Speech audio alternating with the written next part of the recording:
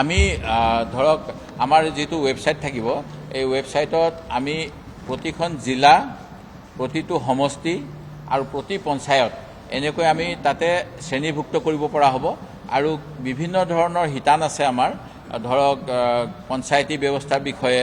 ৰাস্তা ঘাটৰ বিষয়ে বিদ্যুৎ সংযোগৰ বিষয়ে খোৱা পানীৰ বিষয়ে শিক্ষা ব্যৱস্থাৰ বিষয়ে কোনো কাম ভাল ধৰণে কামটো ৰূপায়ণ নহ'ল তাৰ বিষয়ে বা যিকোনো ধৰণৰ অভিযোগ দিব পৰা ব্যৱস্থা থাকিব। সেই অভিযোগসমূহ আমি ৱেবছাইট যোগে পোৱাৰ পিছত আমি সেইবিলাকৰ যাতে যাৱতীয় ব্যৱস্থা লোৱা হয় তাৰ বাবে মুখ্য সচিব জিলা আয়ুক্ত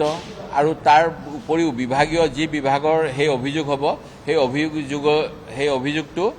বিৰোধী দলপতিৰ কাৰ্যালয়ৰ পৰা আমি প্ৰেৰণ কৰাৰ ব্যৱস্থা কৰিম আৰু যিসকলে অভিযোগ দিছে তেখেতসকলকো আমি এই বিষয়টো অৱগত কৰিম আৰু নিৰ্দিষ্ট এটা সময়ৰ পিছত যিহেতু আমাৰ চৰকাৰে ইতিমধ্যে right to delivery of public ছাৰ্ভিচো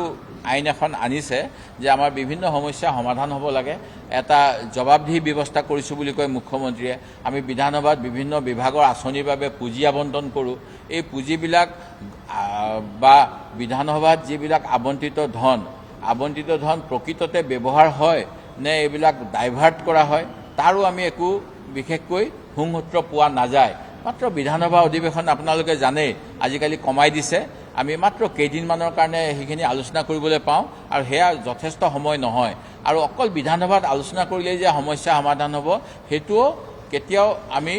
বিশ্বাস কৰিব নোৱাৰোঁ এটা সমাধান কেতিয়াও নহয় সেই গতিকে আমি যিকোনো সমস্যা যেতিয়া আহে সেই সমস্যাবিলাক সমাধান কৰিবলৈ বিভিন্ন বিভাগৰ হাতত পুঁজি থাকে সেই পুঁজি সদব্যৱহাৰ হৈছে নে নাই বা যদি পুঁজি আবণ্টন কৰা নাই তাৰ বাবে ভৱিষ্যত বিধানসভাৰ যেতিয়া আমাৰ অধিৱেশন হ'ব বিভিন্ন বিভাগৰ মিটিং হ'ব সেই মিটিঙত আমি তেনেকুৱা অভিযোগবিলাক পালে তাৰ বাবে পুঁজিৰ ব্যৱস্থা কৰাৰো পদক্ষেপ ল'ব পাৰিম আৰু এনেকৈ গণতন্ত্ৰ শক্তিশালী কৰা হ'ব সেই গতিকে আমি এই ৱেবছাইটটো মুকলি কৰিছোঁ।